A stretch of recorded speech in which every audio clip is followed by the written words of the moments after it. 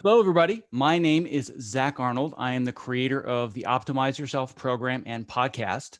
And I want to welcome you to the latest episode of The Matrix, where apparently we are playing with a whole lot of versions of the way that we live our lives. And today we're going to use whatever buggy version that we have here to talk about the fact that we are stuck in this alternate universe trying to figure out how to work from home. So my guest today is the world-renowned guru workflow expert, Mr. Michael Kammes, who has been on the show twice. This is now your third time. I rarely have people on the show more than once, and this is your third visit. So, Michael, it's a pleasure to have you here today. Thank you. Do I get like a jacket like you get at the Masters when you win? Do I get a green jacket to wear as a third timer? I'm going to work on that. Okay. I've got an Optimize Yourself t-shirt. Yeah, I've got a couple other things in the pipeline right now, but we're going to do our best to make sure that we can make that happen. So give me 1 second, everybody that is watching live. I just want to make sure that we are indeed streaming. Everybody is working on their Zoom workflows and their post-production workflows and everything else that we're going to talk about. I'm trying to figure out my workflow too.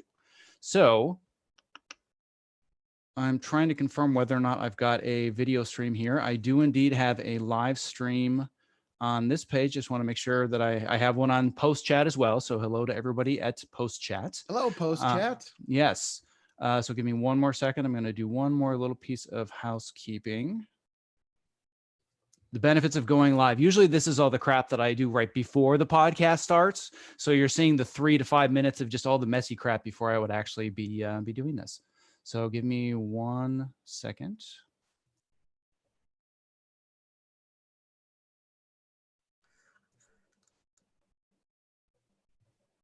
Good times here, man. Good times. Well, one of the things I'm looking forward to talking about today, Zach, while I tap dance, is obviously you're working on Zoom issues. Everyone's working on Zoom issues. And how are we working remotely, whether it's taking the content and technology that's sitting at your facility, or it's putting it up in the cloud and working there, or maybe just having islands of media all around and exchanging project files and such. And I'm sure we're going to tackle all of that today because there is no shortage of questions. There's no shortage of duct tape and bumper sticker Band-Aids to get things working. Yeah, no question. So the good news is that I have my workflow working now. And if for some reason I have some issue, luckily I have one of the best workflow experts on the planet right here with me. So where I want to start today is I want to better understand what you're doing right now and all of the questions. You're just getting tons and tons of questions, right? So you've been working for BeBop Technology. I'll have you give a little bit more background to that. I also want to make everybody well aware that this is not going to be another webinar for tech workflows on BeBop Technology. Nope. This is just about how do humans manage this workflow. There is going to be tech talk. I mean, we can't have Michael Kammes on the show without talking about tech. But this is going to be a much more holistic, well-rounded view of just how to work from home, specifically if you're in the post-production context. But I do know that the kind of person you are is that you are concerned about whether or not you feel like, you know, there's this opportunity here and I want to get the technology out here. I'm giving you all the permission in the world to make sure that you can sell your product if it's the right fit for this audience. And if it isn't, I know you're going to be able to provide tremendous value to everybody else that has questions as well. So without further ado, what I'd love to know first is just what are the most common challenges that you find you're solving ever since the world went to shit? Well, you know, in post-production, our schedules are so tight in terms of editorial and what editorials I'm doing before finishing, and then audio and all those steps. And it's the domino effect. If one date slips, everything else slips. And in post, we've become so attuned to these schedules and so efficient at our jobs that we can't have anything slow us down. That's why when folks say, hey, I don't want to work on a PC because I know the Mac. If I move to a PC, that's going to make me slower and I won't be able to create as fast. Oh, I get it. And so when we get into these paradigms where we're not just doing something like changing your chair or changing the color of your markers, we're now saying go home. Work from home with technology that only exists here at the office, go home. So we're in a process of major upheaval and folks are looking for the easiest way to make that transition while still keeping the workflows that they know, because we can only adapt to 1 or 2 things changing at a time. So do you find you're getting a lot of questions from people that it's like really high level stuff? Like, I want to figure out, how do I connect this remote local storage system to this and that, and I want to work on the cloud? Or are they just like, I have no idea what to do, and I've never even brought a hard drive home and linked remotely? So what is the spectrum of people that are reaching out with questions right now? Well, luckily, I think a lot of folks who are in charge of some of these technical workflows are on social media, all right? And they're seeing all the outreach because there are a ton of folks in the community, some doing it because they believe in community, some doing it to sell a product, but there are always folks out there who are sharing information, whether it's here's how to do it on the cheap, here's how to do it at an enterprise level. There are resources and guides. Unfortunately, you kind of have to wade through that. But a lot of the questions we are getting, or that I'm usually getting, are first and foremost, how do I get to my machine and all the goodness that's in the building I usually work in, because contracts don't let that content move? Or, okay, we don't have an infrastructure like that. We don't have a massive IT and router infrastructure. So how can I take things home and then work with other editors and other creatives in real time? Those are the two main things I'm getting. Got it. Well, one thing that I find interesting, because I've had many conversations as well with people that have reached out to me. And as you know, I had an extensive article that I written for Frame.io that detailed like all the bullet points and all the various tiers of, you're the one-stop shop and you've never really worked from home before, or you have a small team and you need to collaborate with an assistant or maybe a producer, or you work on a huge enterprise team level. Here are all the various options. A lot of people have reached out asking what happened to that article. All I can tell you is that Frame.io is going to be doing some enhancements, and they're actually building an entire workflow series. So for those that found the article and found it helpful, it is coming back in some way, shape, or form. For those of you that are editors, you know what it feels like when you cut something and you work on it, it's your baby, and somebody says, we're going to do some of our own polishes, which is fine. No hard feelings whatsoever. But it is outside of my control as a guest poster. But I can all but guarantee that whatever they release is going to be much bigger and much better than the initial version that I wrote. And I think the biggest reason they did it is I wrote it before everything fell apart. So they said, we want to talk about remote workflows. And it's funny because if I were to go back through the email conversations, it would be almost hilarious at this point, where they said, we're thinking that remote workflows are going to become more common, and they're going to become more pressing, and some people might be asked to work from home in the near future. We want to provide a resource. So I wrote it in that context, and then in the span of 10 days, 80% of what I wrote and the tone of it was completely irrelevant and made no sense. But the way that I broke that down was simply, you're the one-stop shop and you've got to do it all your own, but you need to have some ability to collaborate. And then again, you're the smaller team that needs to collaborate with an assistant or other editors or producers or whatever it is. So I kind of just want to start with the basics while we start to gather questions. So I want to let everybody know that's watching that we are going to be monitoring the comments that are in the various Facebook feeds, whether in post chat, whether on my Optimize Yourself business page, or whether on your YouTube page. We're going to be monitoring those. So if you have questions, please send them in. Know that we're going to be on a little bit of a delay, so it's not going to be real-time answering, but we're going to get to whatever we can. But let's just start with, I'm essentially a one-stop shop, or I maybe have one other team member, and I just want to be able to work from home, collaborate with other people, sync small files, whatever it is. Like, what's the basic kind of, starting the work from home workflow 101? Well, first, let's assume that you have a machine at home you can use, right? Whether it be a laptop or desktop. We can't go back to reel right now, right? We can't go back to 16 or 35. So you have to have a computer to edit. So let's go on the basic assumption you and whoever you're collaborating with have a machine. Some of the things you have to make sure of is whatever application you're using, make sure it's the same version on both sides. I know that sounds like, why are you starting with that, Michael? But if you're collaborating with someone and you're actively exchanging project files or media, there are many applications that are very sensitive to odd versions. If you worked with Adobe, you know exactly what I'm talking about. So making sure that you've standardized on your different software versions so things are compatible. That's number one. Number two is to make sure that if you are working with different pools of media, meaning you have a local drive or maybe a home NAS like I do, that both sides have copies of the media. We don't have a ton of internet bandwidth here in the US, unfortunately. So that means syncing 2K, 4K, 8K, 50K files, and I mean the raster, not the size, that can take up a lot of time to get from place to place, especially if you're doing the old FTP method, or where you push it up to Backblaze or Wasabi or Dropbox, then have it sync somewhere else. So I'm a big fan of starting off with copies of the media, and then you're syncing the projects and then recreating the renders on both sides. I think that's very important. What I also think is very important, especially since we're all working from home, is that you adopt Teams, or you adopt Skype, or you adopt Zoom, so you can have real-time communication, not just via email, but more importantly, turn the camera on. Right?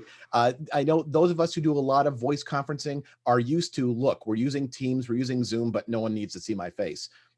This is some of the only socialization you're going to get.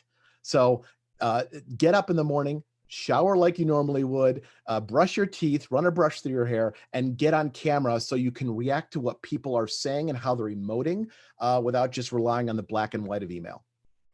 Virtual hug right now. Everybody out there, virtual hug, virtual high five. This is as close as we're going to give it. Just don't touch your camera. Don't touch it. You can get close to it. Social distance that camera. So going into this idea of we've got a fairly small team, low budget. Even before all of this happened, I think it was fairly common where you have one team member maybe working from home, or another assistant somewhere differently, where, yeah, they have multiple drives and they do their best, quote unquote, do their best to keep the media on both of their hard drives in sync. What are some of the most basic ways, either with free software or really, really cheap software, to both help people pass projects back and forth and also try to keep their drives in sync without spending exorbitant amounts of money? Well, 20 or so years ago, there was this thing that came out called Napster. Does that age me? Anyway, Napster really put the concept of peer-to-peer file sharing out in the mainstream. It also, the peer-to-peer networking, where content is shared between users as opposed, or multiple users, as opposed to up to a website and then down like FTP, it kind of gave that a bad connotation. And then when you had companies like LimeWire, again, am I showing my age? And torrents, those are based on peer-to-peer networking as well. And so it gave the concept of peer-to-peer file sharing a really bad name, right? Studios thought you were using it to steal their content. And some people were, but also it was great to get massive amounts of files to sync between multiple people. That same technology, peer-to-peer, is common in tools like Resilio Sync. Zach, I think we've spoken about that before. And that's an application that runs resident on your machine and on someone else's machine. And it looks at the storage on both sides and says, what do I need to sync to keep the two in sync? And it automatically does that without having to go to a third party like an FTP or a website. So that, number one, that's going to get your content back and forth a lot quicker than doing something via Dropbox or pushing to Amazon or whatnot. I think there also has to be something that editors hate. And I get this. File management. I know all of us just want to grab the files and put it in the timeline and be an artiste. I get it. But you've got to organize it so when someone else is using it, they know what you mean. So using tools like Post-Haste, which I love, which automatically builds folder structures for all your projects and all your media. So there's a common folder nomenclature and naming nomenclature so everyone who uses it know where things are. All right. So I could go down this rabbit hole for hours, but this is something that nobody is talking about. It's all about Evercast and Bebop and all these other technologies, which, by the way, they're all fantastic. But I'm talking at the core foundational level. If you want to be good at working remotely and you want to collaborate with others, dear Lord, you got to be organized. And no time was it ever more important than now to understand what I call the hit by the bus theory. If you get hit by a bus tomorrow, can somebody else go into your project, go into your folders, go into your bins, go into your timelines, and understand what you're working on? If you don't have that and it's just everything is, well, yeah, I just passed you my latest cut. It's in the bin that I saved. Oh, well, is it untitled.01-04.new.01 or .02 or .03? Like, that's not going to work. We can't just bounce down the hall and point to somebody's monitor and say, oh, yeah, it's that one. Now more than ever, organization is so key. And I want to go back to this idea of syncing media back and forth, because if we're talking about, like you had mentioned, Resilio sync, this is, as you know, and I've been very candid with you both privately and publicly, and we'll be candid with people that are listening today as well. I am not a tech person. I just make really, really good friends with tech people so I sound smart. So you're the guy that always makes me sound smart. So when it comes to something like even Resilio Sync, I'm like, oh, it's like Dropbox. And you're like, no, it's not like Dropbox. Let me explain this to you, right? So my basic understanding, and I'll have you explain it a little bit better for people that do speak tech, is that with Resilio Sync or something similar to it, I have a hard drive at my house.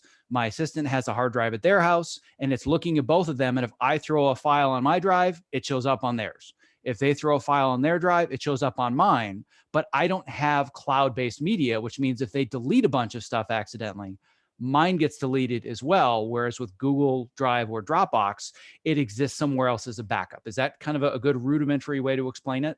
That's a good rudimentary way of describing it. There are rules you can set. So if someone deletes something on one end, it won't delete on the other. But most people just decide to do the organization by folders, and that this folder you can delete all day long, stuff in it all day long, and it won't affect mine, and vice versa on both sides.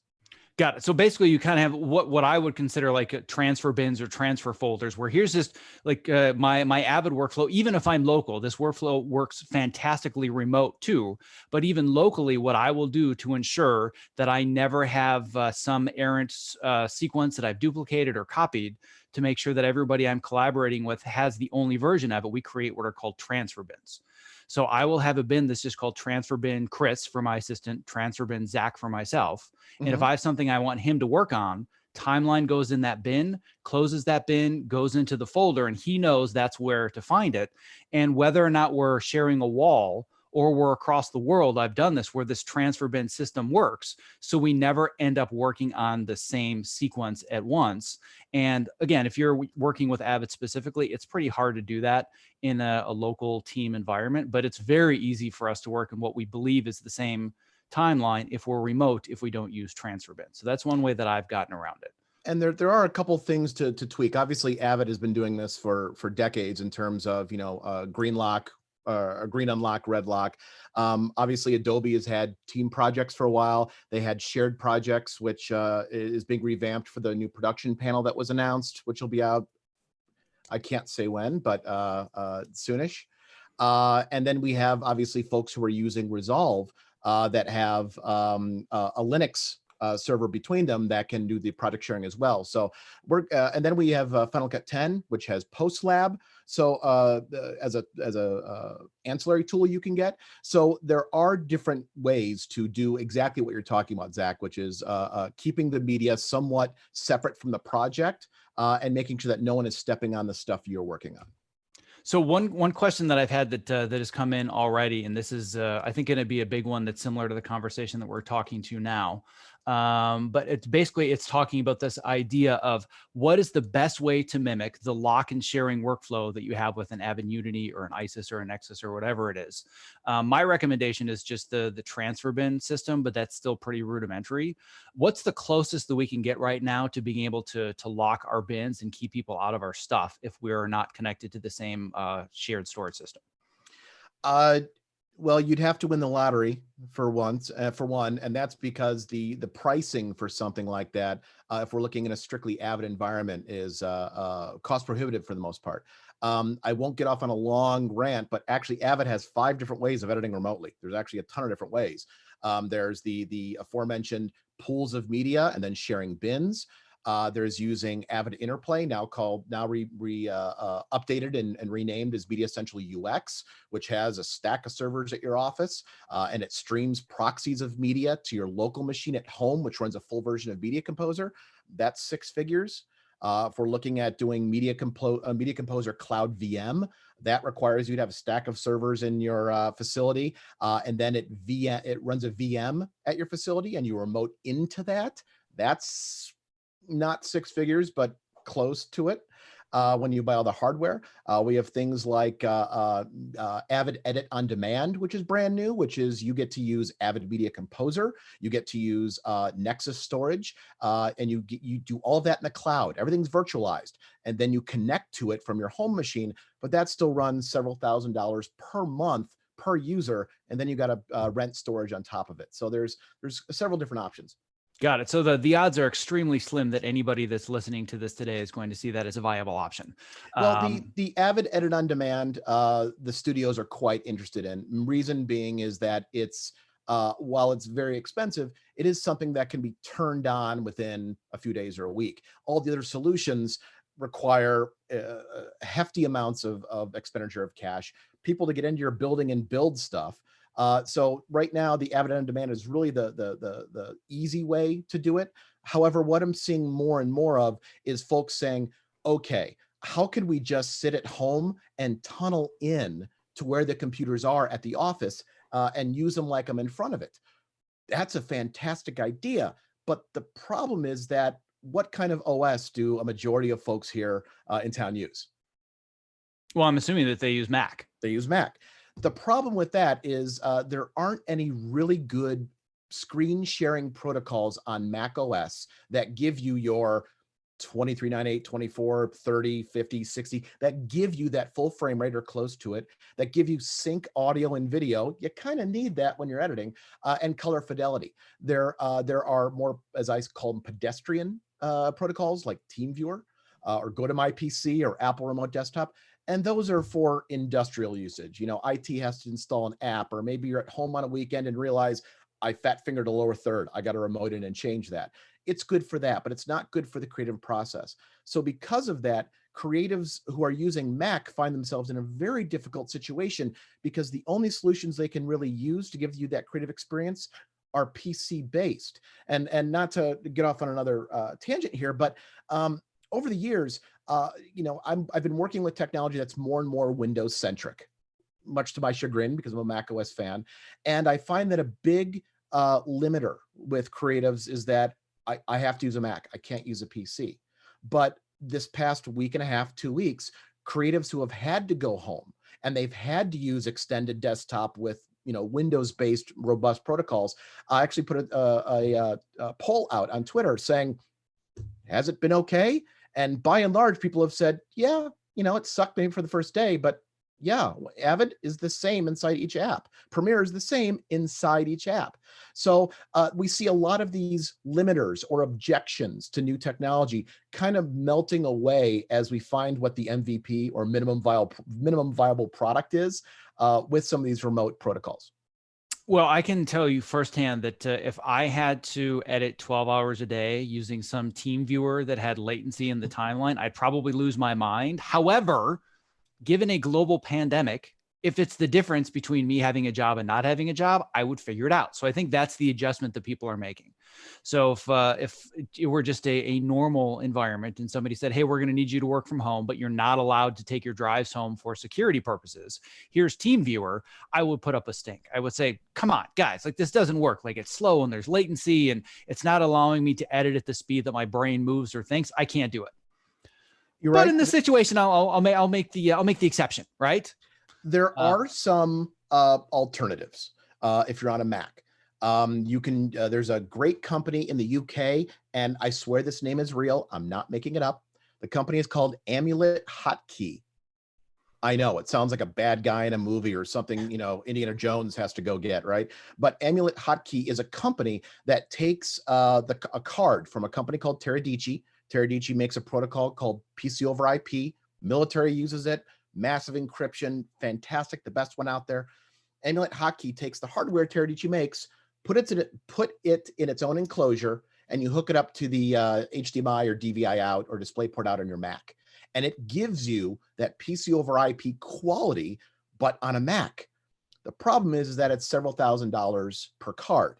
So a lot of facility owners are saying, we don't know how long this is going to last. Why am I going to invest, you know, $3,000, $4,000 on a card and then a receiver when this may all blow over in 3 weeks?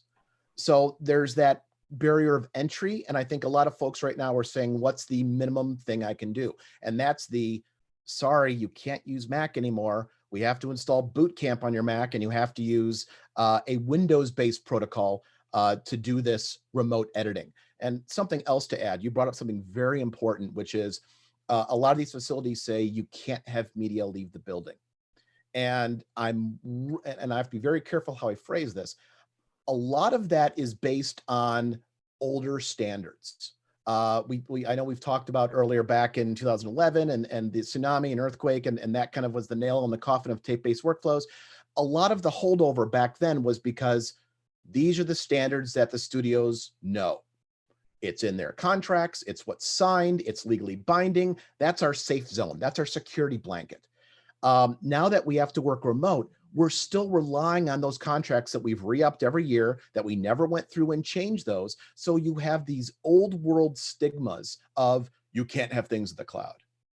And it quite frankly is hindering a lot of these newer workflows, faster workflows, efficient workflows, decentralized post-production because of these old standards. And without revealing too much, those standards are about to be revamped. They were slated to be revamped, the governing body, Q4 last year, Q1, Q2 this year. But because that's delayed, we're now in this pandemic and in this situation where we have to adhere to these older security rules that are shooting ourselves in the foot. So it's really poor timing across a multitude of angles. Well, I know that when it comes to this specific conversation, you do have to be very, very careful from a political perspective about what you say, given everything that's going on. But I don't care. So I'm going to just blatantly say it. For years, we have been told, oh, well, you can't work from home. It just can't be done. I'm sorry. Right. And there are multitude of reasons. Security is a big one. Being able to manage media is a big one. All these various things that we're talking about. But essentially what this global pandemic has done is it's called everybody else's bullshit. Let's just come out and say it. We now know that for the most part, there are ways for people to work from home. We just have not invested the time or built the infrastructure to make it viable. But I don't think there's any question that, like what happened with the tsunami and tape-based workflows, this is the inflection point where our new normal, whatever that becomes, is going to heavily involve remote workflows. So I'm not going to get into any politics whatsoever. This is a political free zone. But what we know best case scenario is that we're probably going to be hunkered down for a while. What we don't know is how long we're going to go back and forth from the point where we have to be more careful, where there's a little bit more of an outbreak versus, okay, things have subsided, we can go back to normal for a while. But it's going to take a long time before we're comfortable just going out and doing everything and not talking about what's going on in the world right now. It's going to be a long time before this disappears. So what that means is we now are at a place where we have to make this transition and everybody has to take this seriously.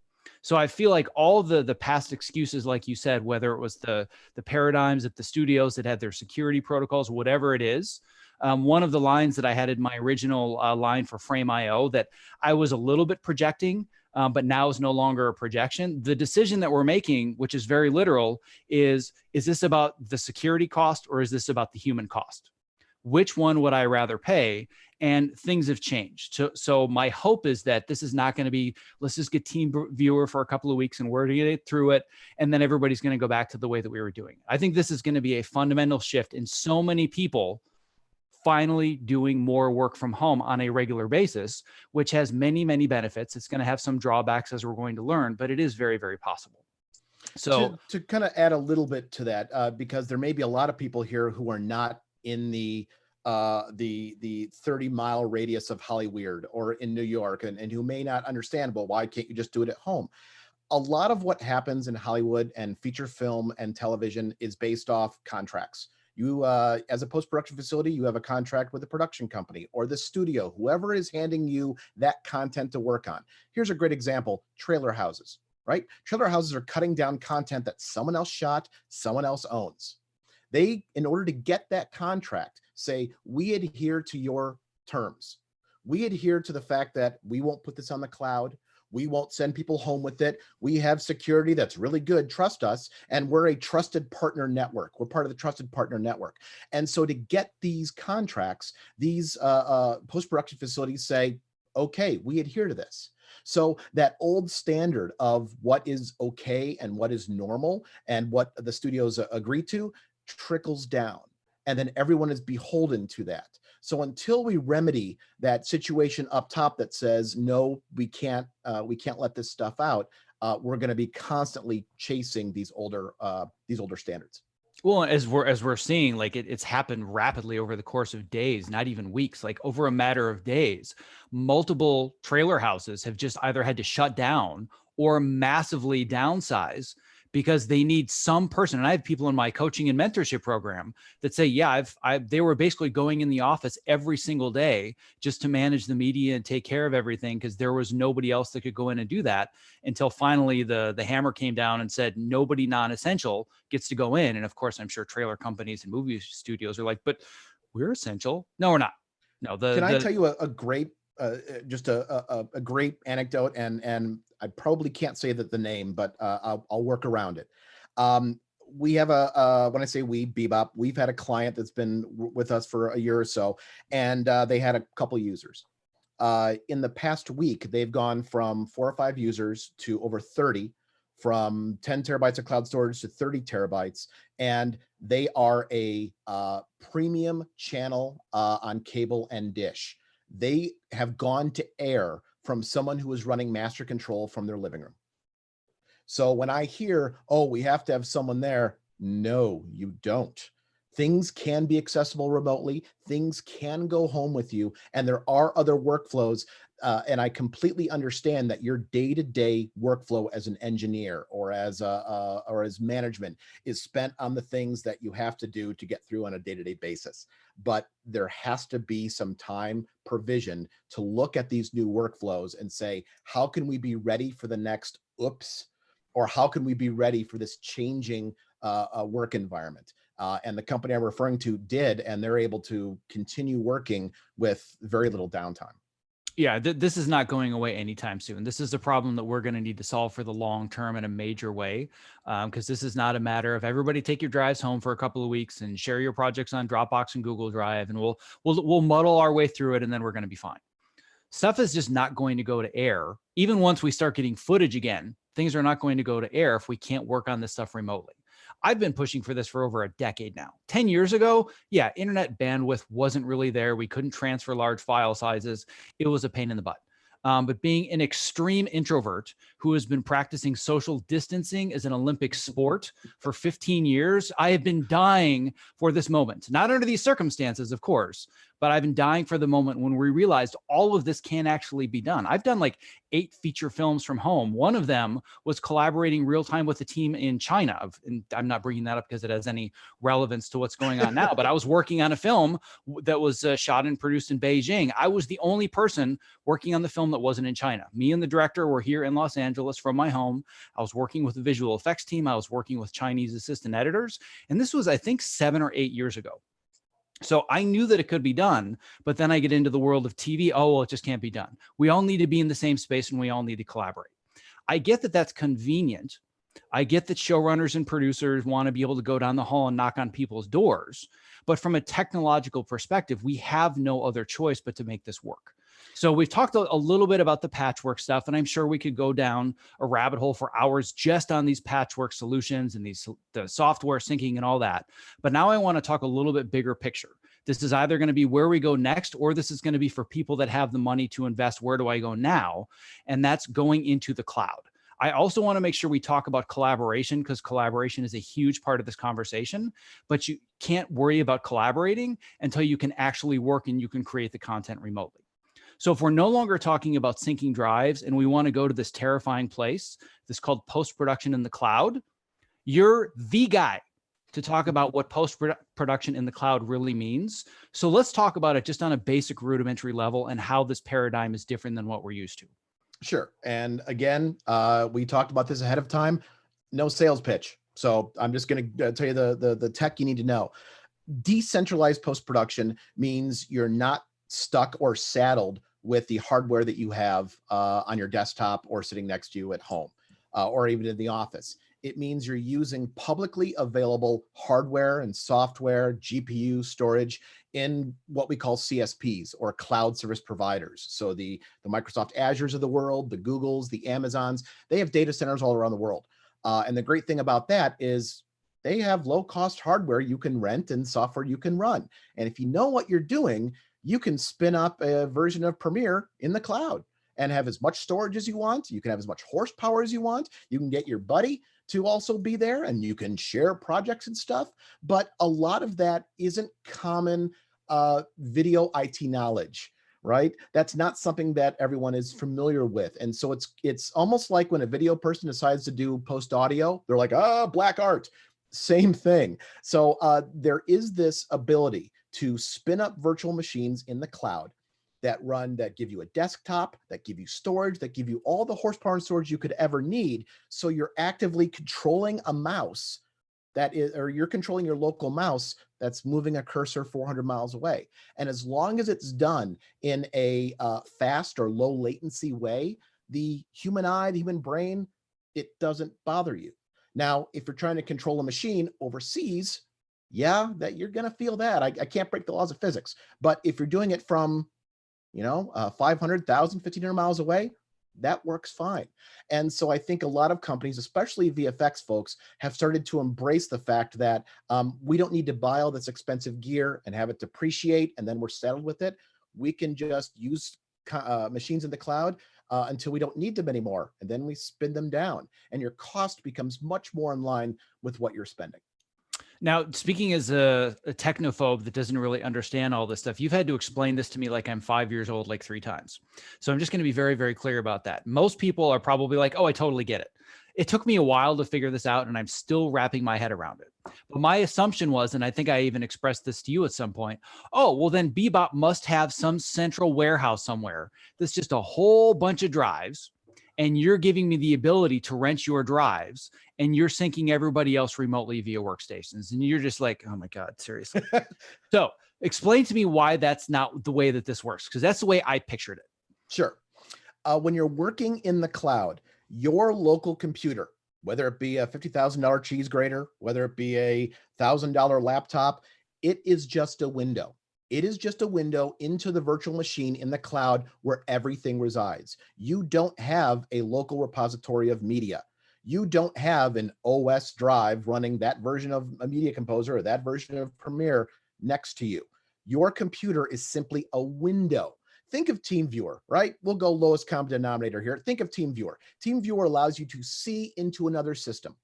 When you're doing cloud computing, you're using something like TeamViewer to look into another system that's sitting in the cloud. And because everything is in the cloud, the media, the applications, the horsepower, you can get more horsepower, you can get less horsepower.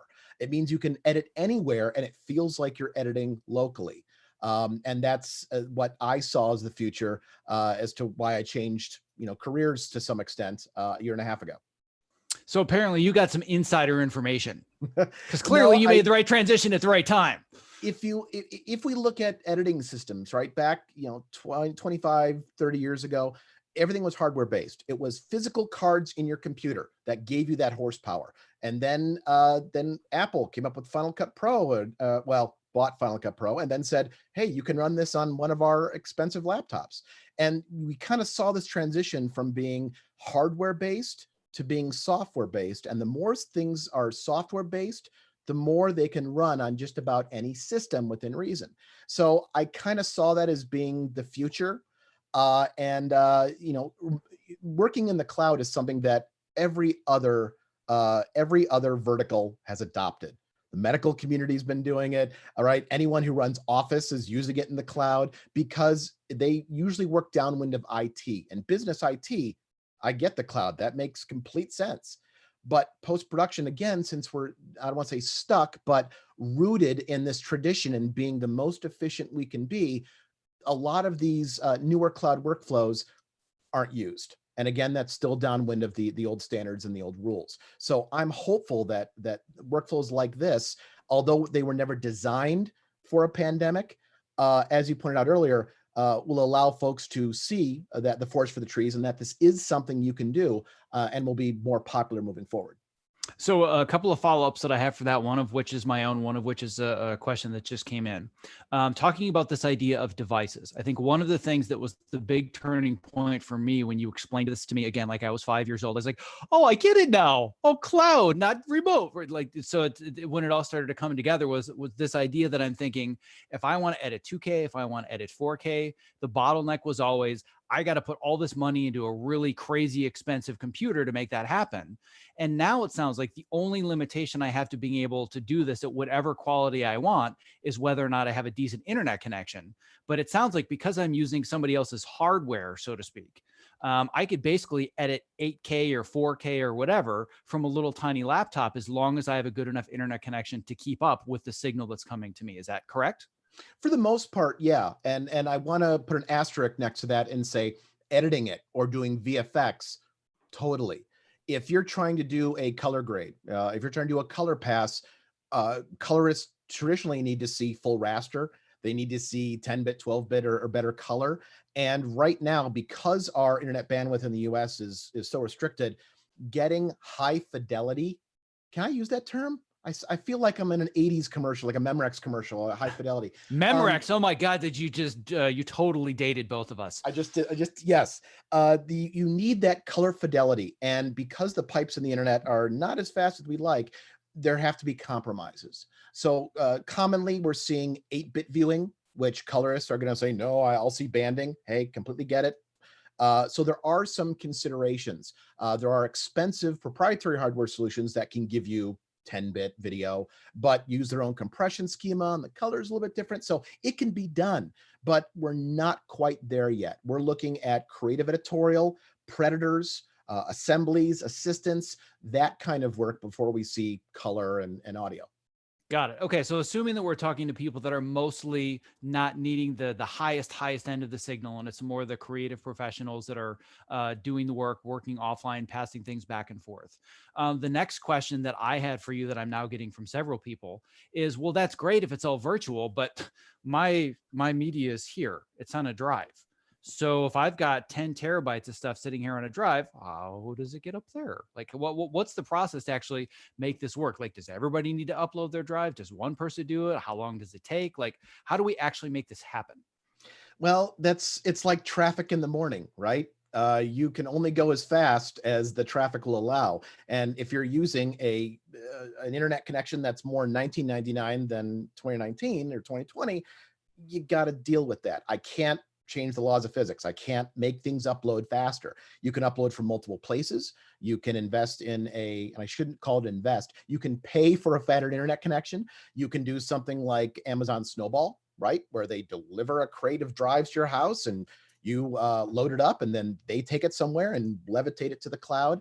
That unfortunately is where we're at right now. And I think there's a lot of promise around 5G when that finally rolls out and when it finally meets the promise that we've had with it. But that is the bottleneck. And there's unfortunately nothing I can do at this point. So I think there's been a move in the industry. You mentioned Frame.io earlier. You may have noticed that Frame.io brought in Michael Scioni from Wide Iron, right? And formerly Plaster City. And their initiative is C2C or camera to cloud. Why should that content be shot and then just go on hard drives until it gets to the editor and then you have to upload it? Why not beam it directly from the camera up to the cloud? I know there's a lot of unscripted. Sometimes they don't like the term reality. A lot of unscripted houses will do that. They'll be maybe in a foreign country and they don't have internet connection. So they'll strap on a device on the side of the camera and it uploads proxies. Those proxies can be edited immediately until the content on the slow boat gets back to post where they can reconform to high res. So there are folks doing it. I think there has to be an analysis of are proxies right for me? And if you're accustomed to offline editing, you already know that. So do we want to do offline? And what is the cost and wait time of saying, I'm going to do everything native and uploading to the cloud? So let's talk then about the amount of time here, because I know that if I were at home and I have a couple of terabytes of media, well, it's probably either my own project or I'm working for a smaller client. Everybody's just going to have to be patient with the way that things are going right now. It may take a couple of days to upload to a cloud. We all get it. This is our new normal. But if we're talking about, let's say, 30, 40, 50 terabytes, there is no internet connection on the planet where we're going to be able to just drag and drop into a folder and say, well, when it's uploaded, we can start cutting. So going back to this idea of Amazon Snowball, which I knew of the concept, but I didn't know that's what it was called. It sounds like the fastest option available to us is Amazon gives us a whole bunch of drives. We transfer our stuff onto those drives, and then they take it wherever and they upload it. So it's not just about what does my internet bandwidth look like here. What does this do for our bottleneck if we have a large amount of media and we need to get this distributed amongst 50 editors as quickly as possible? What's the absolute fastest way to make that happen if money is not an issue? Well, you're going to your cable company and you're saying, look, I want a fatter connection, and you're paying the price for it. What I always envisioned there being is storefronts. I don't know why Amazon and Azure and Google don't have storefronts where you can barter time and say, I'm going to bring in my 12 terabyte hard drive, which you can get for $200. I just want to upload this. Can I use your internet and charge me per hour? I would think that would be a fantastic service. I don't know why that's not being done, but I think that would certainly be something that would be a viable business model, at least until we get throughput. All right, so we've talked about this idea of media management. There are several options. Obviously, if somebody's looking at the cloud-based workflow, I'm going to be the first to recommend BeBop because I know that you're going to be hesitant to, but I want to make sure that I'm selling the service that you're providing. You know what you didn't ask, Zach? Yes, what haven't I asked? I'm sure there are 100 questions that are really good that I haven't asked. People want to know how much it costs to work in the cloud. Okay, Can so I yeah, let's talk about that. Yeah, and then I want to talk about this, because this is more important than that. So cloud costs. Everyone asks what it costs. If you're going to use an edit machine in the cloud, a powerful machine with 16 cores and 16 gigs of GPU, something that is $10,000, $15,000 machine that you'd buy in the open market, that usually runs about $2.50 an hour. It's not a heck of a lot of money. But then when you start pairing that with storage that can give you hundreds of megabytes a second, which Wasabi and Backblaze and Glacier and Blobs can't do, once you tie that in, and then you say, oh, I need a server to run 24/7 for security. Oh, I need a process to actually upload the media. I need a process to make sure the media doesn't get corrupted. I need to have Active Directory so everyone can log in. I need to have a proxy server so no one downloads something they shouldn't. When you put all that together, you're looking at usually between $700 and $800 a month for that, plus the $300 a month for storage, give or take. So if the average person, and I'm not talking BeBop, although BeBop obviously is a portion of this, you're looking at almost $1,000 a month for you to edit in the cloud, have fast, a terabyte or two of fast block storage, all the security servers in place, all the licenses to connect, plus your Adobe license. That's going to cost about $1,000. And that, for a lot of smaller companies or freelancers, is difficult, because that means you, Mr. or Mrs. Freelancer, has to go to the company that's hiring you, and you have to say, well, I can edit remotely, but you have to go in the cloud. That's not a realistic conversation to have until now. And then if you start looking at proprietary solutions like, Avid has their own edit on demand, and that's going to be 3 to 4 times more. That's going to be $3,000 to $5,000 per user per month, plus storage. So it's not a Frame.io $15 a month. It's not Dropbox $10 a month. It is something that requires a little bit more investment. But mark my words, Zach, the big cloud providers right now, there's 3 of them, or 4 really, they're threatened. They're seeing companies like Wasabi and Backblaze saying, hey, we're not going to charge egress fees. We're charging 1/10 of what you charge. And other companies are building their own private data centers. And you're going to start to see this virtual monopoly say, we have to lower our prices because people are taking our business. And when that happens, like any other business, prices are going to drop. And you're going to see a lot more adoption, because it's going to be much more cost effective than renting machines and storage from a rental facility.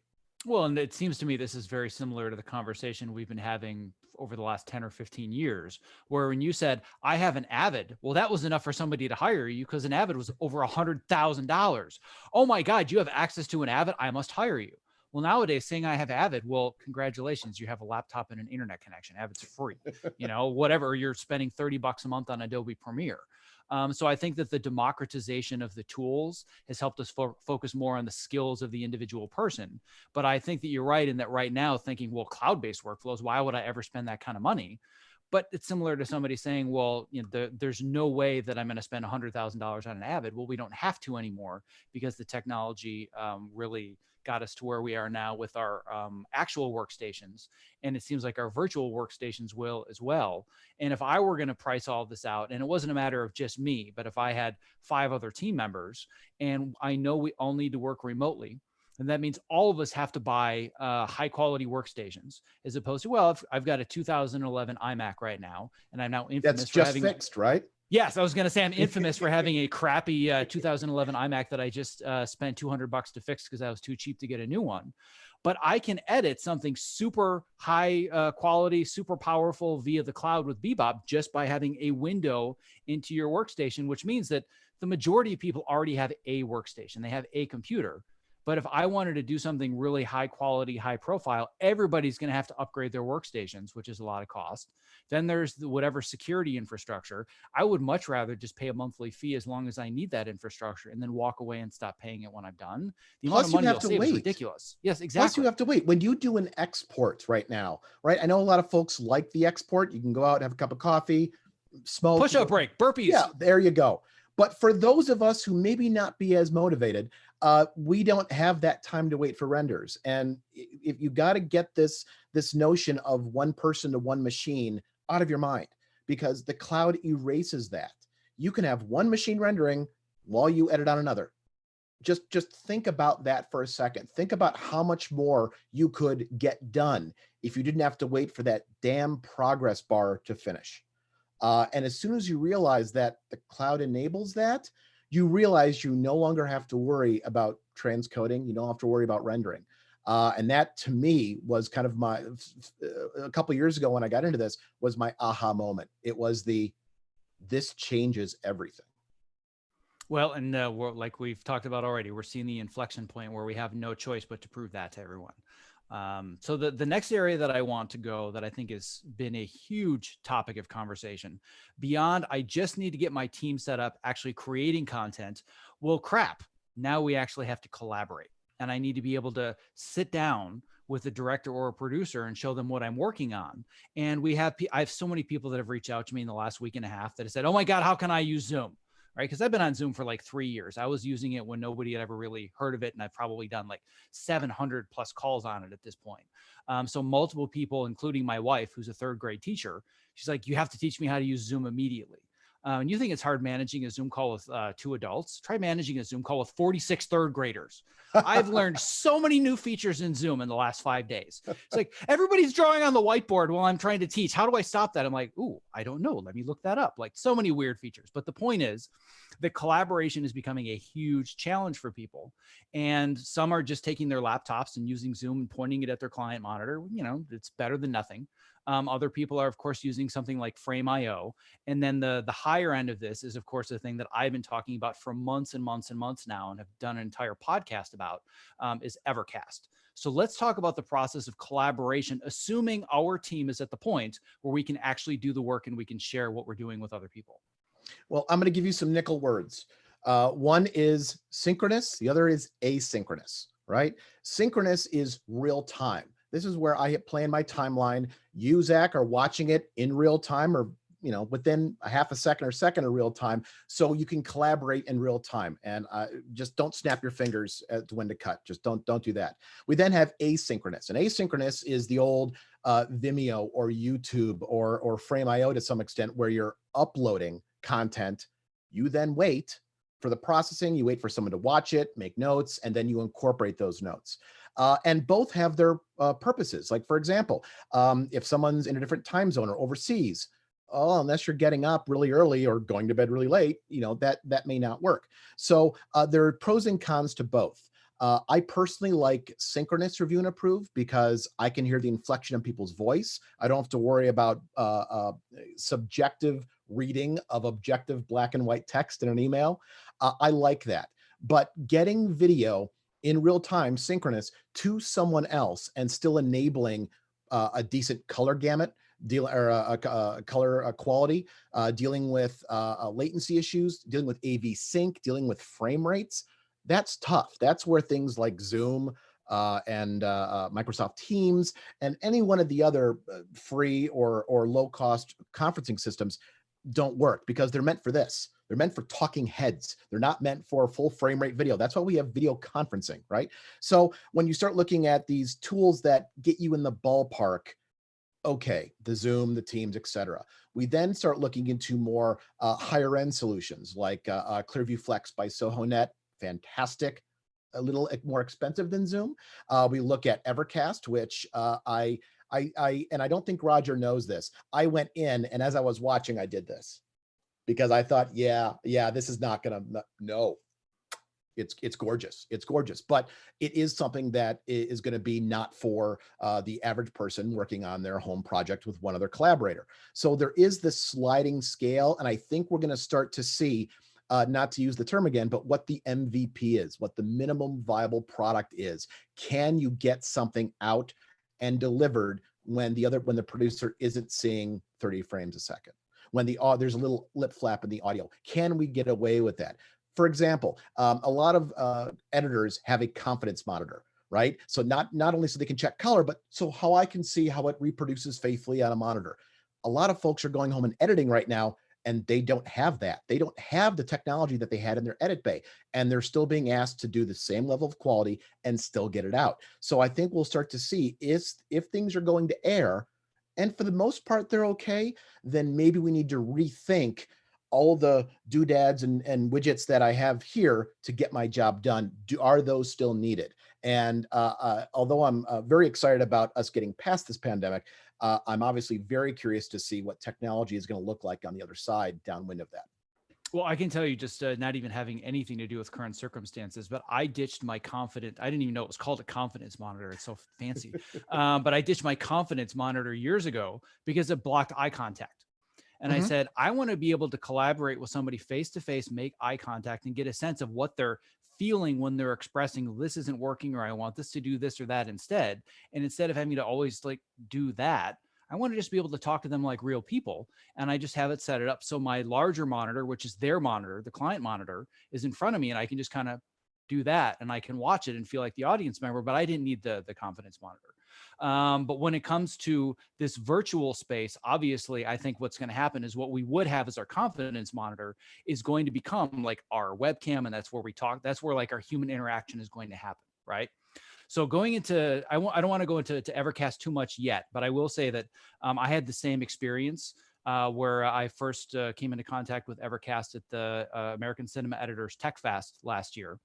And Jenny McCormack, who runs American Cinema Editors and is an amazing human being, and you know makes everything in the world go round in the editing world. She said, "You have to go see this thing on Evercast." All right, okay. Like I'm not, you know me, Michael. I'm just not a tech guy. I just don't care, right? I just want to do my work and go home. So I'm like, all right, fine, I'll watch it. I'm like, what is this thing? Oh, okay, remote collaboration. Sure. Okay, yeah. Oh my God, this is a game changer. This is what I've wanted for a decade.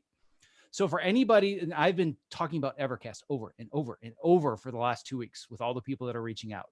It's basically what you and I are doing now. It's just like Zoom, but it's like Zoom and Frame.io and your NLE all had a baby together.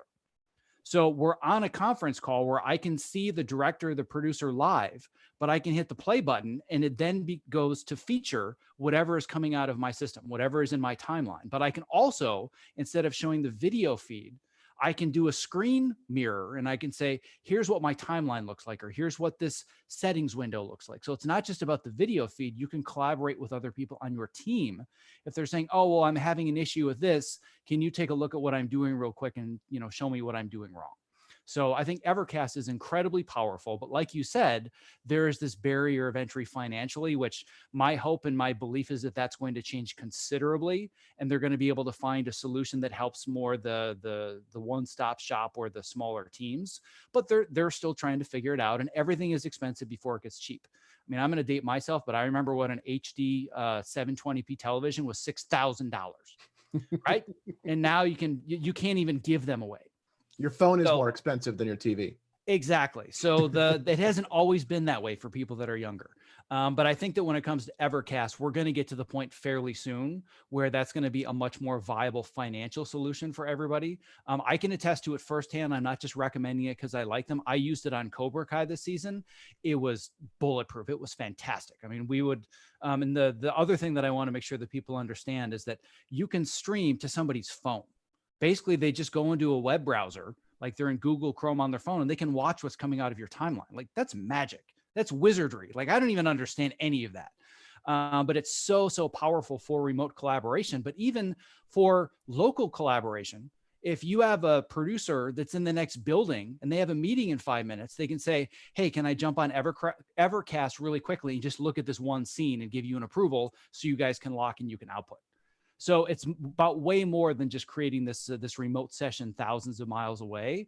It takes so much pressure out of having to get all the same people in the same room at once. So now that well, you go ahead. I think I was probably going to do your segue for you because you mentioned collaboration, and about a year and a half ago, I went from working in a office, not 9 to 5, but a typical traditional office, and I had to start working from home. And I experienced for many months on end what everyone now who is had not a desk job, but went to a facility. I want to tell you what I went through to make that transition from I'm used to seeing people, I'm used to interacting with people on a daily basis, to working remote, and what I had to do to keep things on the up and up. But I didn't want to steal your thunder because that's kind of your bag. Yes, no, we're definitely transitioning to an area where I feel like I have more to say and I would understand it more than the tech stuff. But there was one more tech thing that I wanted to dive into just a little bit deeper based on some of the questions that I'm getting. I love zeros and ones, man. Let's do it. I know you do. I don't get any of it. So when it comes to this idea of remote collaboration, let's assume the person listening right now cannot afford Evercast and they're not working for a studio or a production company that can afford to get it for them. What's the best solution just for now that's a Band-Aid that's just going to help me survive the next couple of weeks, whether it's Zoom or something else? Like, I know it's going to be far from perfect, but if I have to get something out and I don't want to lose my job because somebody else might be able to do this, what are my options for remote collaboration? To define that, if you're talking about having your video output shared to someone in almost real time to then discuss, then we're looking at something like Zoom, we're looking at something like Skype, and dealing with the frame rate issues. If that quality is not good enough, then we start looking at I need to send it to YouTube, or I need to send it to a hidden YouTube channel or unlisted, and deal with that 10 to 15 second delay. But that is really difficult back and forth. You're not going to tell someone to cut and then you wait 10 seconds, right? So I think we're going to be dealing with the Zooms of the world and those types of solutions. You can go with purpose-built streaming devices. I know Blackmagic has the web presenter. I'm not thrilled with it because it's only $720. Maybe I'm a snob, but there's Elgato. In fact, I have a 4K DSLR right here. I'm sorry, a 4K Blackmagic camera going to an Elgato 4K Cam Link, and I'm sending that to you in real time. So that can be used as a device too. It just comes down to budget and what the other party is willing to tolerate in terms of quality.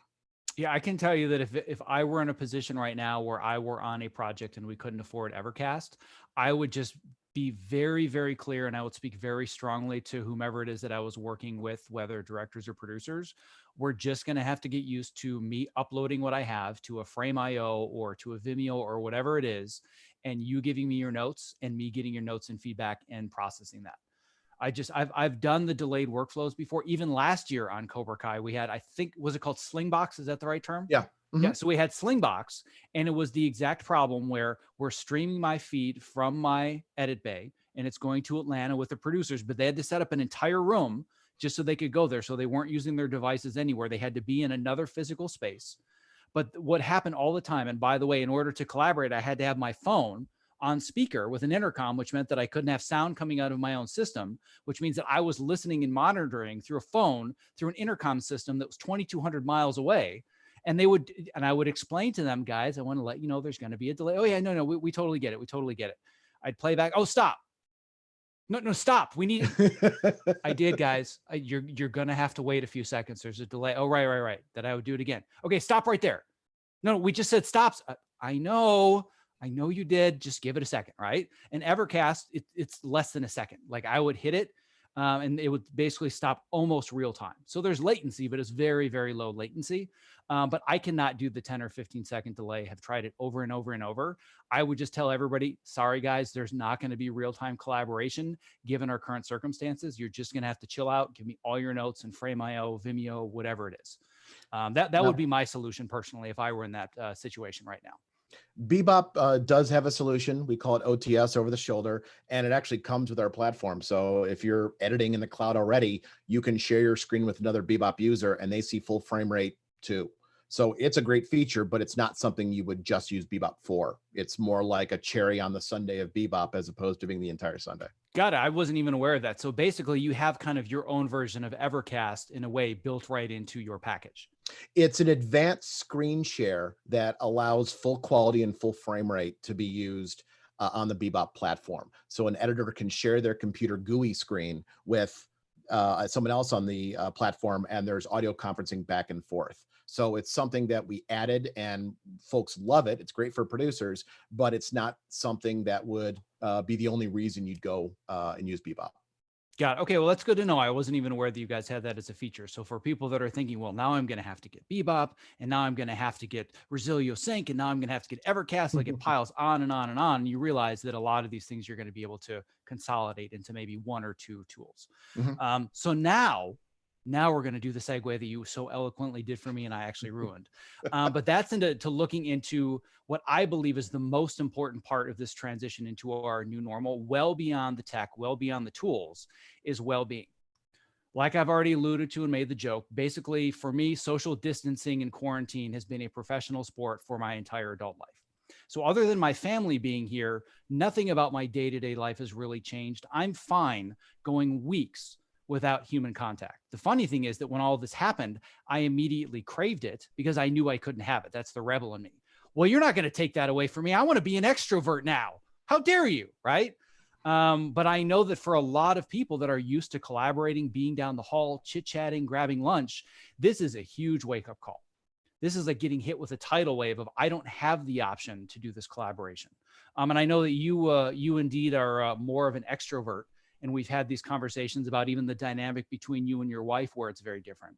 Won't go into any of that unless you want to, but just talk to me about the transition that you made from Kiko to working from home and how it affected you as somebody who is more extroverted, likes going to networking events. I can't even imagine that's a thing, but actually enjoys going to networking events with large amounts of people. Talk to me about this transition to all of a sudden working from home and what you experienced. Well, I joke with my wife that if we had a family crest, right? One of the quadrants of the crest would be some symbol for efficiency. I like being efficient. I don't know why. So I would get up in the morning when I started working from home and realize I don't have to shower. I'm working from home. I can shower later. And what I realized is when I started eliminating these things because they may not be needed, it got my body and got my mind out of this is work time. So I had to, and it took many months to do this, is I got to get up at the same time every morning. I have to eat breakfast if I'm eating breakfast. I have to shower. I have to walk the dog. I have to walk into my office here, and also the 5 things set. I have to walk in here ready to work. I can't have those distractions that would otherwise take me out of the work mindset. I have to have lunch at certain times. I have to keep a calendar. I have to schedule things. So I have to keep in that work mindset. That was difficult.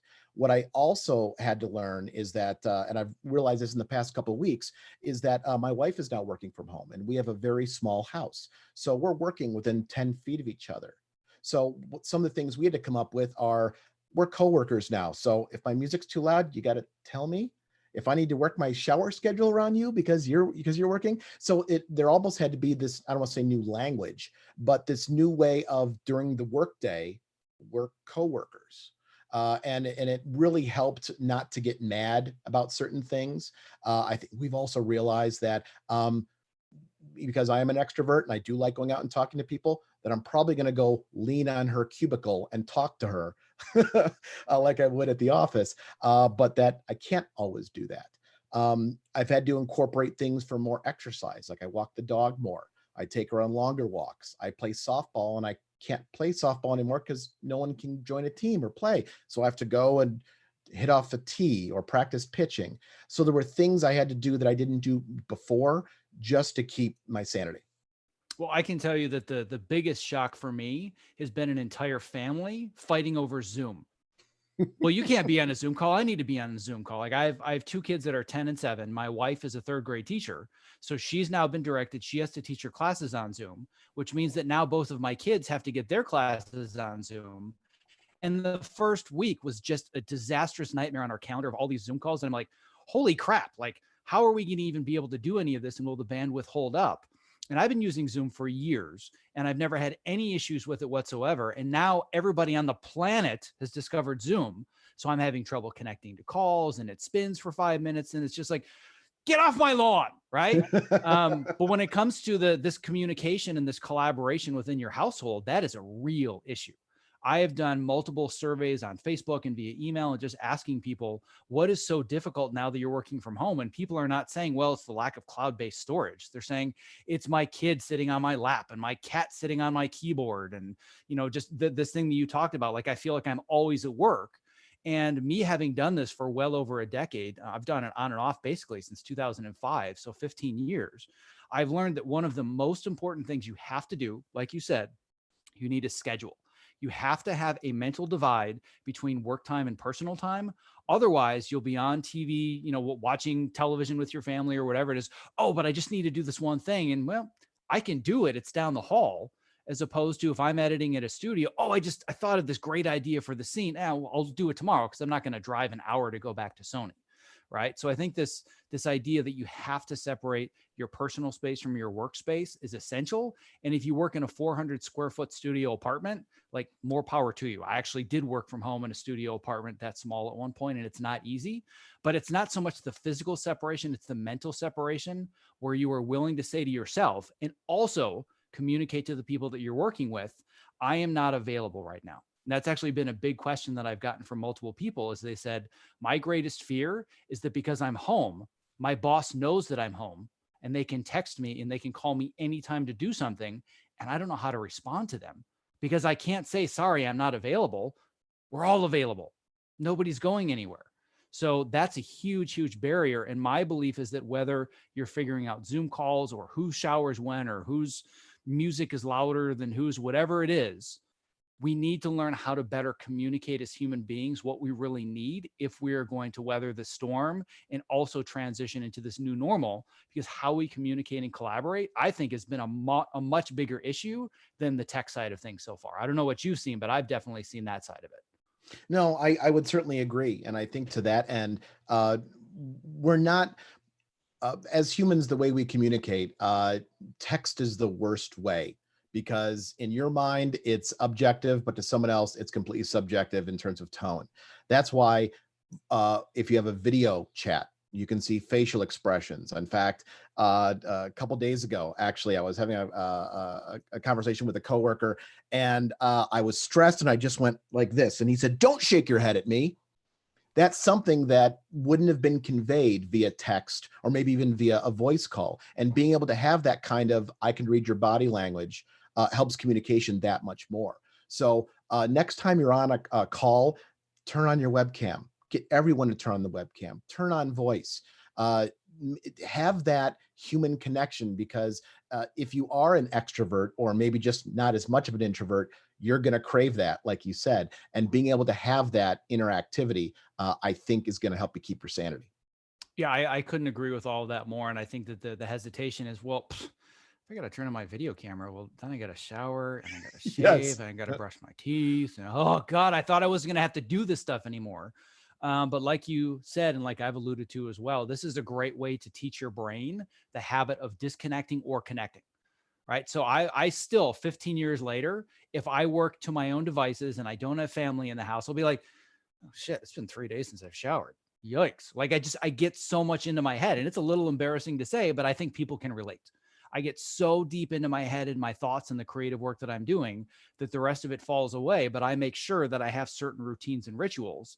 And for me, it's not so much about starting the day. It's very difficult for me even now to start the day at a certain time without waking up and wanting to go into work mode. But I've become really good at disconnecting. So I basically just have a very brief shutdown ritual. And what I physically do at the end of the day, right in this workstation, because I live in this room and have forever, I just do this and I'm out. And then I walk out the door. And that tells my brain, that's your no trigger. more. That's my switch. And once that happens, the door shuts and I'm with my family. I'm cooking dinner. We're watching TV. My phone is off, or at least I have my phone on do not disturb because the way our system is set up, my phone is actually my Apple remote, which is kind of annoying. I'm hoping to work around that. But the point being that I disconnect from everything from the outside.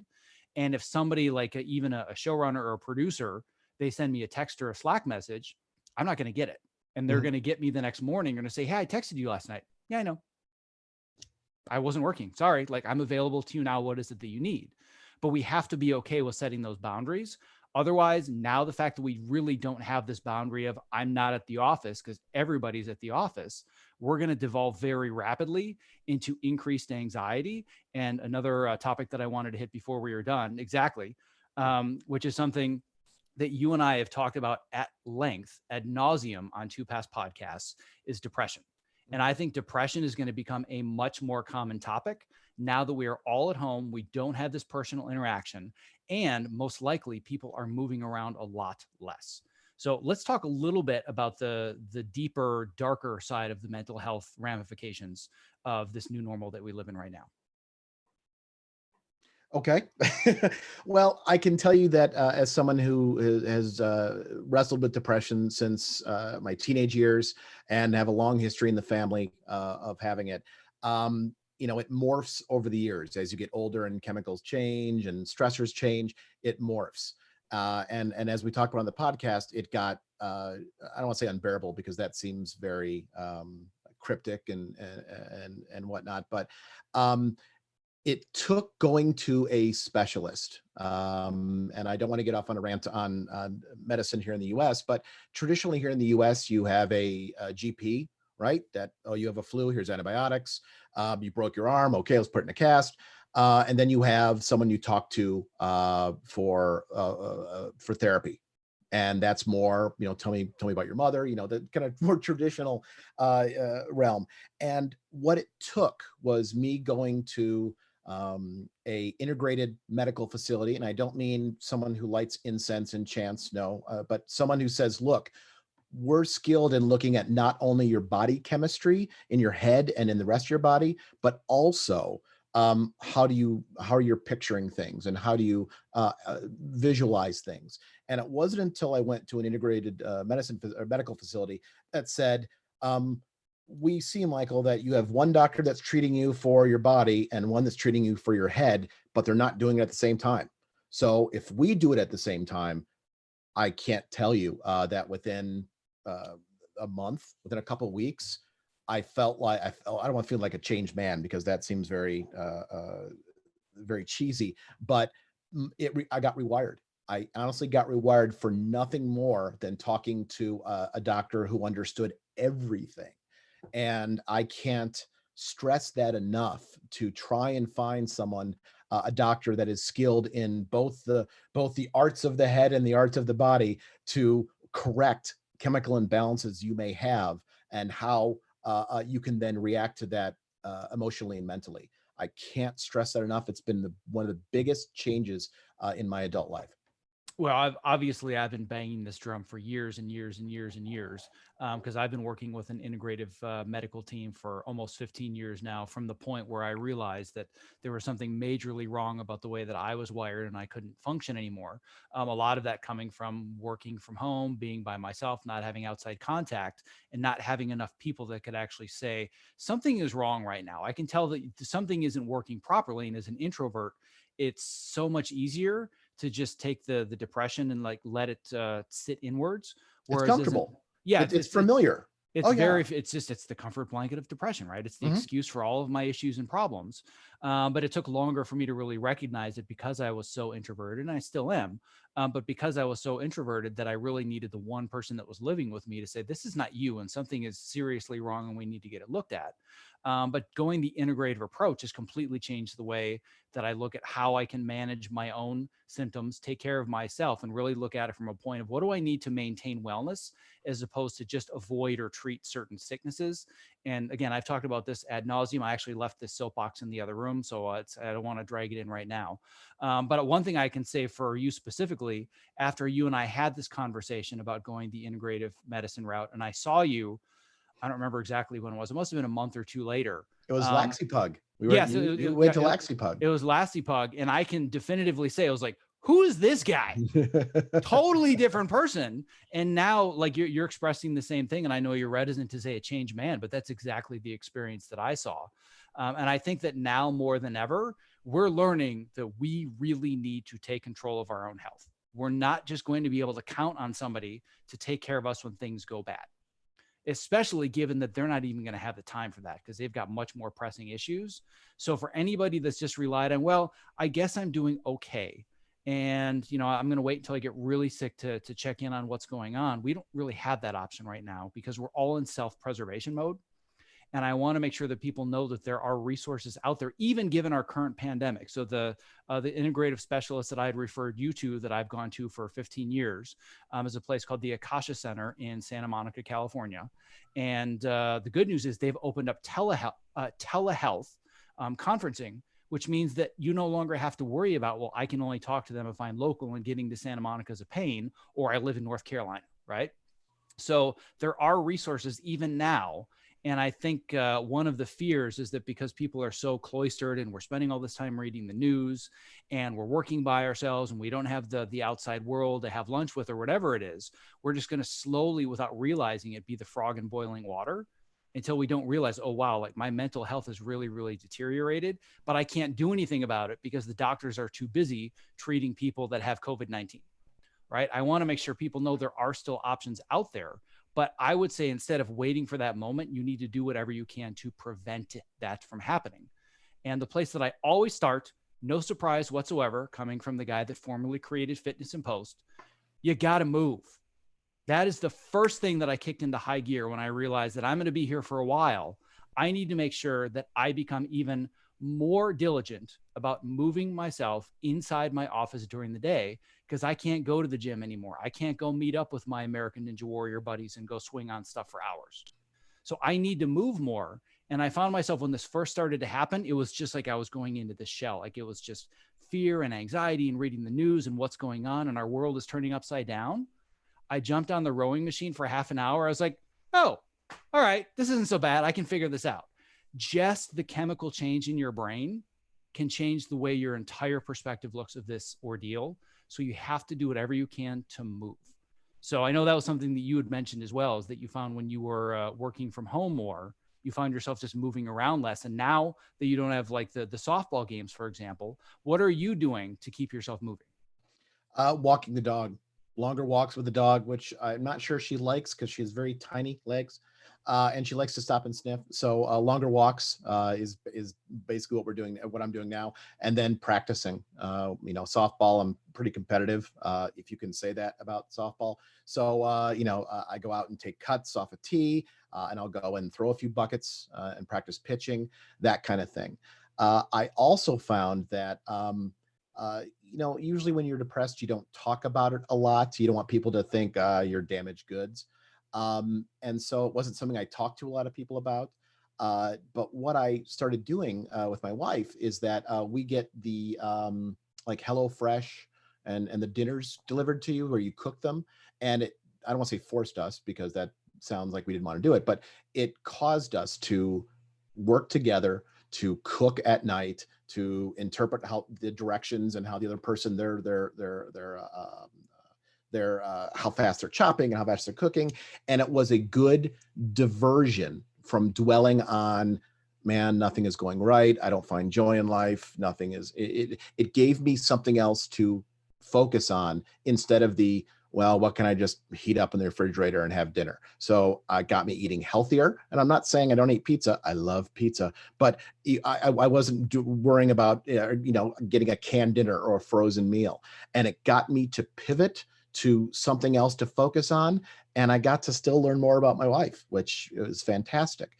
So I think there's more than just the, hey, I don't have to go to the store benefit of something as simple as a prepared meal or the ingredients, but it can certainly help change things. And to pivot a little bit from that, I know that when it comes to mental health, a lot of folks, it becomes a downward spiral. You get depressed, and then you get depressed because you're not doing more. Then you get mad that you're not doing more, and why am I such a worthless human being? And it goes lower, lower, lower, lower.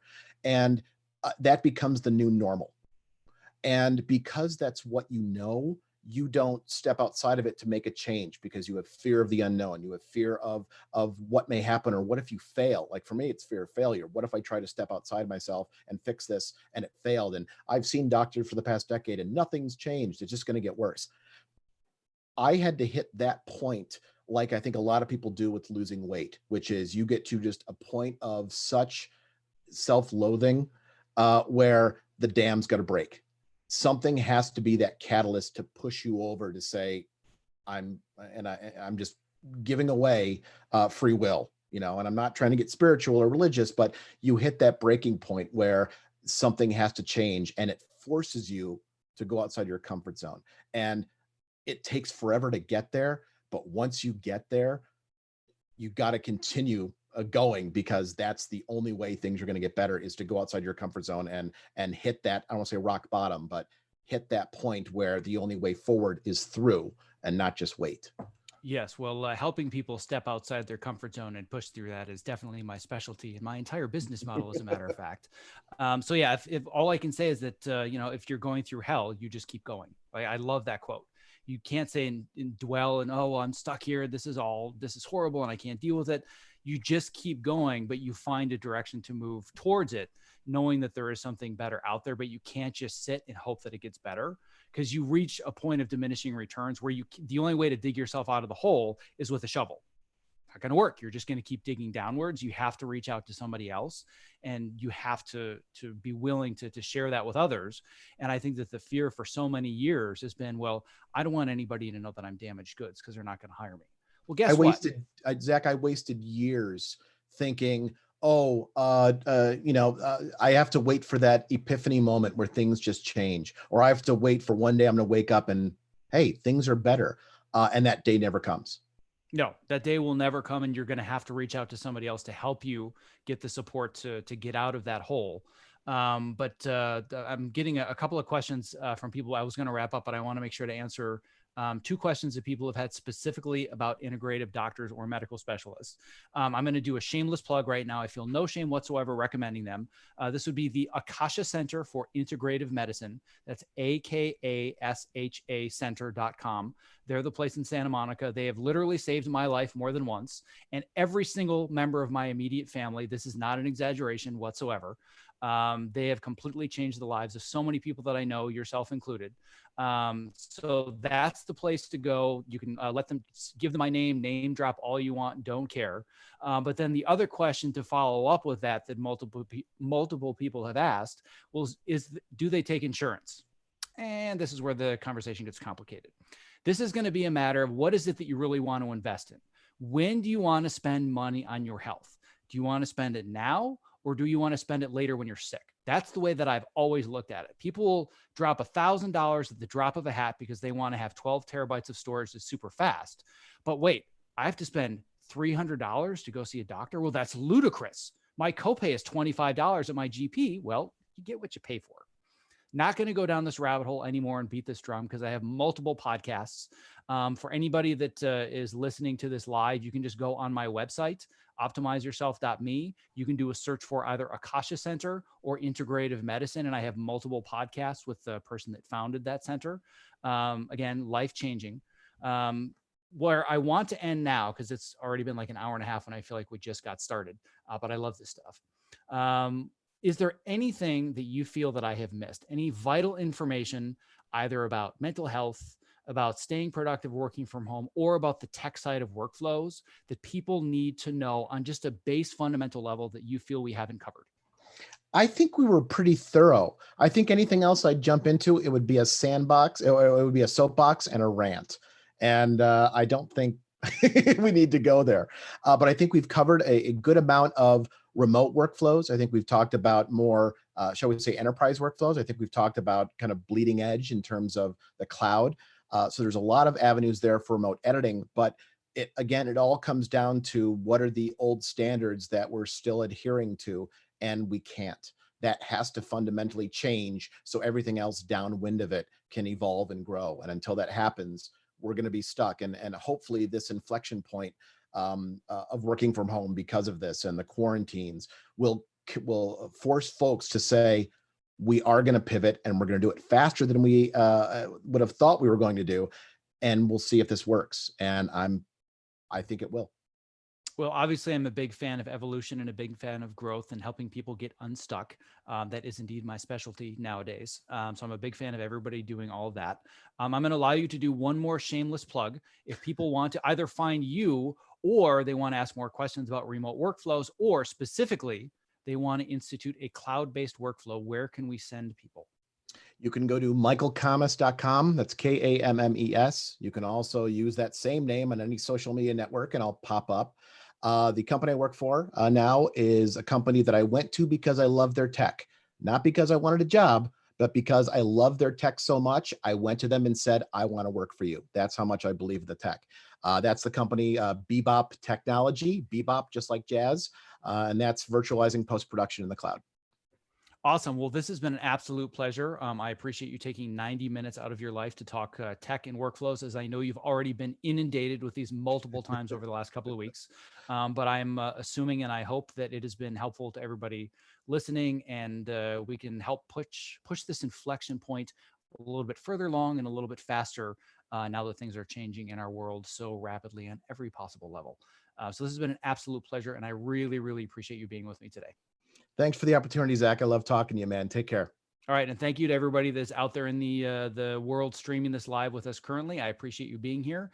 There's going to be a lot more of these in the near future. So if you're not already subscribed to the Optimize Yourself Facebook page, if you're not a member of my newsletter, or if you don't have my working from home survival guide, which I put together with 2 of my courses, I'm giving it away for free. You can go to optimizeyourself.me/survival guide. So it's been a pleasure being here with everybody here today, and there's a lot more to come. So stay safe and be healthy and be well.